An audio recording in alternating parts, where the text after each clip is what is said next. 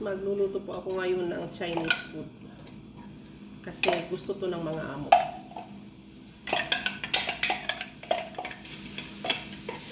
Unahin ko lang yung sibuyas.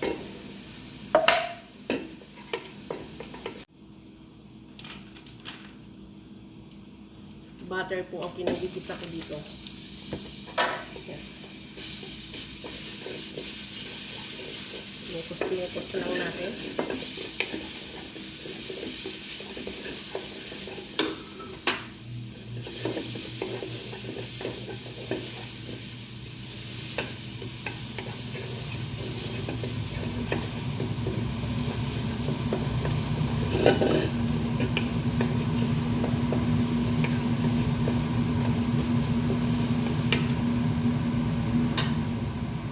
Tapos ilalagay ko na po itong manok. Yung iba, nilalagay ko dito chicken breast. Pero dahil hindi ako nakapag-defrost ng chicken breast, kaya yung kalahating manok ang chinap ko. Pwede naman siya.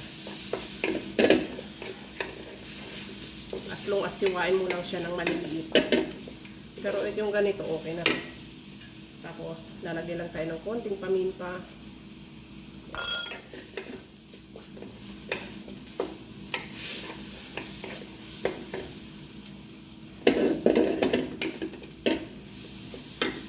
Tapos, maglalagay din po ako dito ng Maggi. Ayan. Bali, 2 pieces po yung ilalagay ko. Kasi, hindi na ako maglalagay ng asin.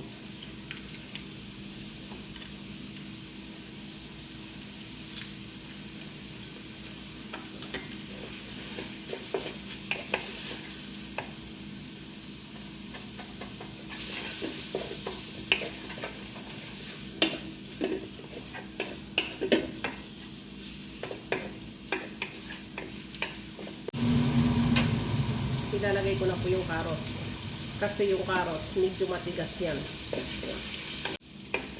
Isusunod ko na rin po itong sitaw. Kasi wala akong beans, kaya sitaw ang nilagay ko. Beans din pala yung sitaw. Nakalimutan ko. Pero okay lang din yun. Itatry ko lang kung kakain ba sila ng sitaw. Tapos meron ako dito zucchini, ilalagay ko na rin. At isusunod ka na rin po yung mga iba kong gulay. Haluin ko lang ng maayos.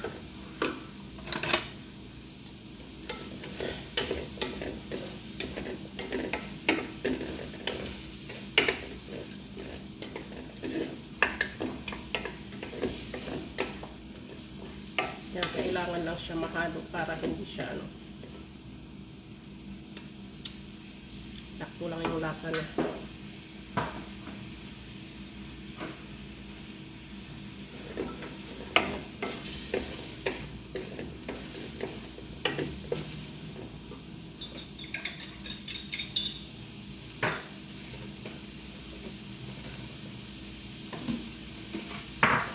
Ilalagay na ko na rin po yung mushroom. Ayan. Mushroom, bell pepper, parang makulay yung aking gulay ngayong araw.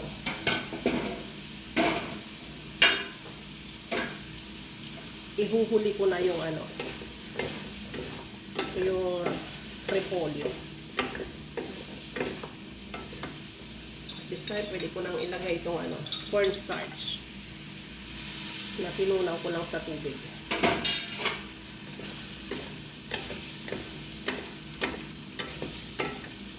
Meron din po ako ditong sesame oil. Ayan.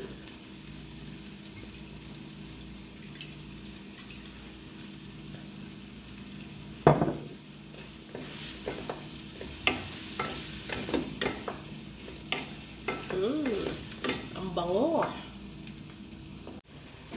So, ilalagay ko na rin yung ating repolyo pack. Haluin ko lang.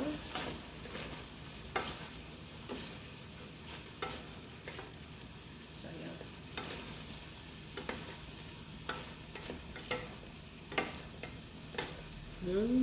Looks masarap. Sa totoo lang, dati hindi kumakain ng mga amo ko ng mga Chinese food. Pero alam nyo ba, kahit afritada na chicken, kumakain na sila ngayon.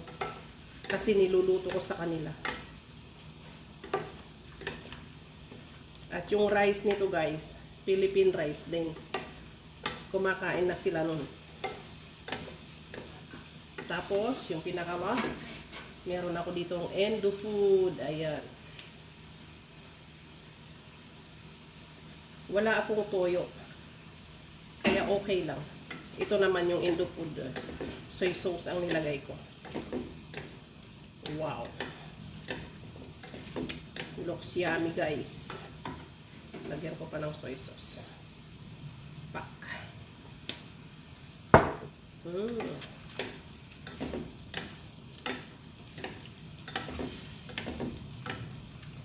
Wow.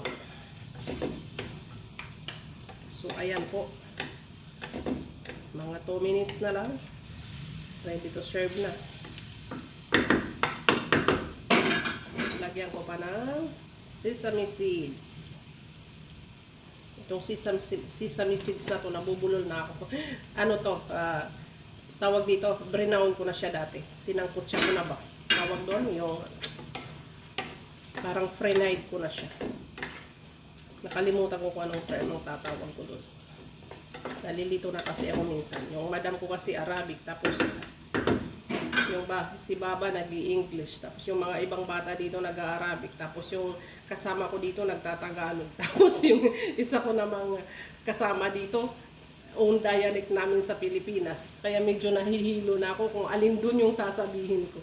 Alam nyo yun. Ito po pala guys, naglalagay ako dito ng honey. Ang mahal ng honey na to na binili ng aking bossing.